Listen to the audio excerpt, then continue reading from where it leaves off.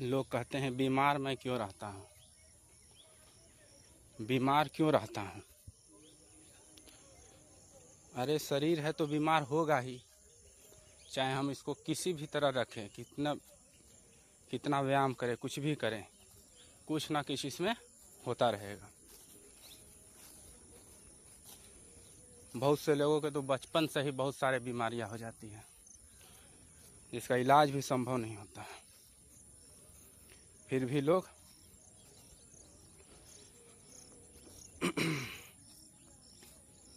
हम क्या कर सकते हैं। शरीर है, शरीर तो बीमार होगा ही, लेकिन हम बीमार नहीं है। हम माने स्वयं, आत्मा कहिए, आत्मा कहना उचित नहीं है, अहंकार कहिए। हमारा जो अहंकार है वो बीमार है। देखिए, कुछ बातों को पहले समझ जाते हैं। जैसे हमारा शरीर है, ठीक, हमारा शरीर है, हमारा शरीर है। इसको स्वस्थ रखने के लिए हम क्या क्या कर सकते हैं। व्यायाम कीजिए, ठीक ठाक भोजन कीजिए, तला भुना से थोड़ा दूर रहिए, थोड़ा भोजन कीजिए, जैसा काम है, जैसा वर्क करते हैं वैसा भोजन कीजिए। चिकित्सक से मुलाकात कीजिए। शरीर के लिए हम यही कर सकते हैं, और क्या कर सकते हैं। फिर भी बीमार तो रहेगा ही। कभी कभी तो ऐसा होता है कि हमेशा जीवन भर दवा ही खाना पड़ता है। फिर भी हम शरीर के लिए नहीं है, शरीर से हमारा प्रयोजन नहीं है, क्योंकि शरीर को तो नष्ट होना ही है। 10 साल में हो, 20 साल में हो, 25 साल में हो, 100 साल में हो, 130 साल में हो, 120 साल में हो, शरीर का तो नष्ट होना ही है। बीमार होकर हो या बीमार होकर शरीर नष्ट हो या स्वस्थ रहकर हो, इससे हमारा कोई प्रयोजन नहीं। हमारा प्रयोजन क्या है? शांति, आत्मा, मोक्ष, निर्वाण। तो शरीर को अपना काम करने दीजिए, आप अपना काम कीजिए। आप अपना काम कीजिए मतलब हम कौन हैं? ऐसे तो वर्तमान में हम अहंकार हैं, अहंकार हैं, अहम। जैसे देखिए, प्रकृति 2 प्रकार की होती है, एक बाह्य प्रकृति, एक आंतरिक प्रकृति। आंतरिक प्रकृति माने अंदर वाली प्रकृति, जो दिखता नहीं है, ऐसे समझिए, जिसका अनुभव नहीं करते, सिर्फ हम स्वयं अनुभव कर सकते हैं। जैसे बताते हैं उदाहरण से, जैसे बाहर क्या है?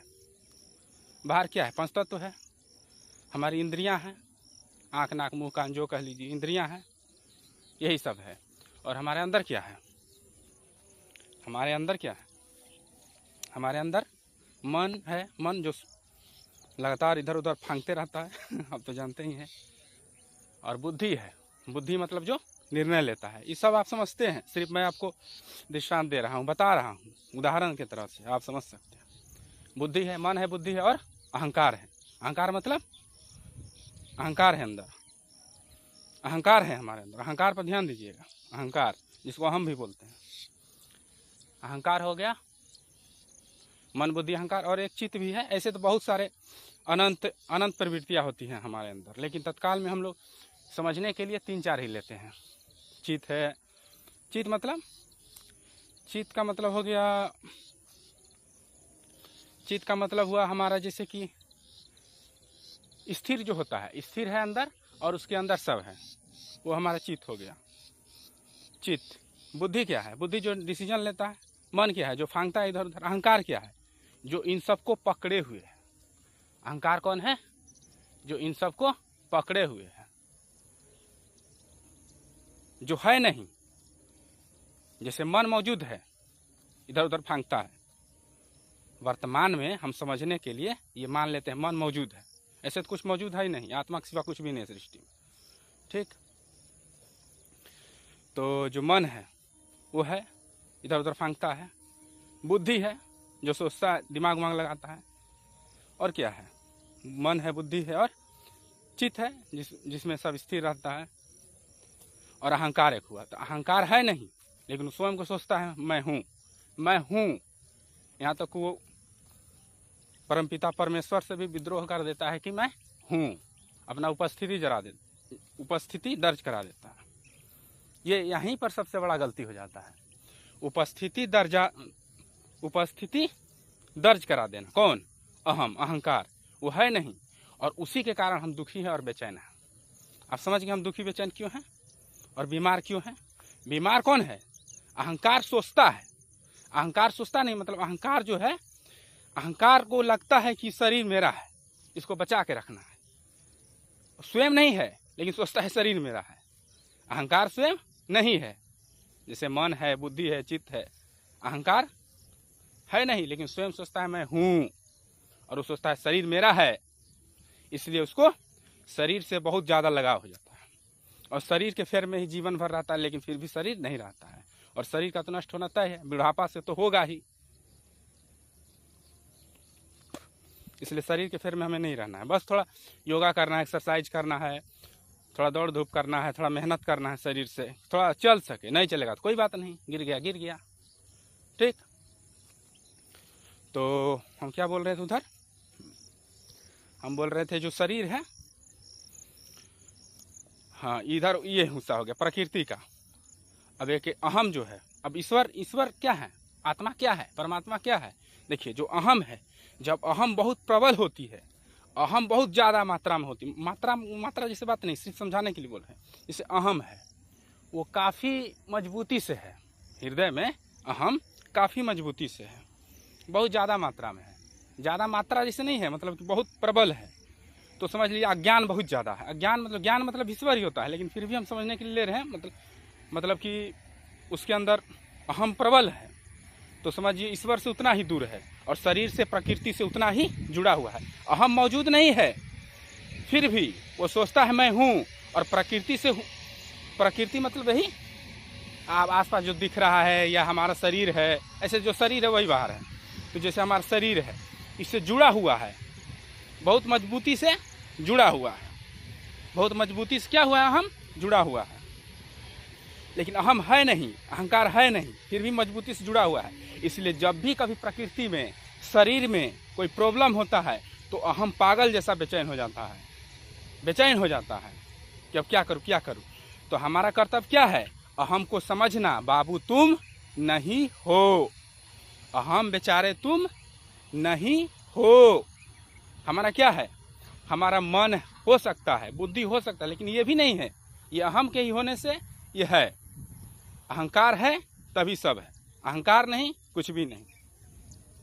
तो जैसे जैसे जो अहंकार है तुम्हारा धीरे धीरे समाप्त होता जाएगा, धीरे धीरे कमज़ोर होता जाएगा, तो जैसे जैसे जैसे अहंकार हमारा जो है, अहम जो है कमज़ोर होता जाएगा, ये सब बातों को समझता जाएगा, तो धीरे धीरे हमारा अहंकार कम होता जाएगा।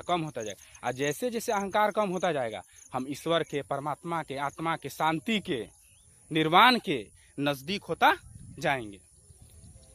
यही हमारा धर्म है और इसी को करना ही हमारा धर्म है। क्या? अहम को काटना, अहम को इलाज करना, कि ऐसे थोड़ा थोड़ा थोड़ा कम होता जाएगा। और जैसे जैसे कम होता जाएगा, हमारा निर्वाण होता जाएगा। ऐसा नहीं है कि निर्वाण मिल गया हो, ज्ञान प्राप्त हो गया, ऐसा भी होता है, एक क्षण में भी ज्ञान हो सकता है। जैसे एक क्षण में ही आपको ऐसा महसूस हो, ओह माय गॉड, ये तो समझ गए अच्छे से, तो खत्म हो गया सब। लेकिन फिर भी अब अभ्यास जरूरी है। अभ्यास कहने का मतलब वो नहीं कि बैठ के ध्यान में लगा, अभ्यास मतलब हुआ कि आपको हमेशा इस बात को समझना होगा, साक्षी के समान। साक्षी अच्छा वो दूसरे वीडियो में बताएंगे, मतलब कि ध्यान से एकदम सब समझना पड़ेगा कि सब क्या चल रहा है, क्या हो रहा है, क्या है। मैं शरीर नहीं हूँ, मैं कौन हूँ? मन तो बौख रहा है, बुद्धि तो ये सब बता ही चुके हैं पीछे, ठीक। तो इन सब बातों को हमें ध्यान में रखना है। तो अहम को काटना है। अहम है, शरीर से जुड़ा हुआ है, तो अहम बीमार है। शरीर बीमार नहीं होता। बीमार मतलब क्या हुआ? बीमार जैसी कोई चीज़ नहीं होती है।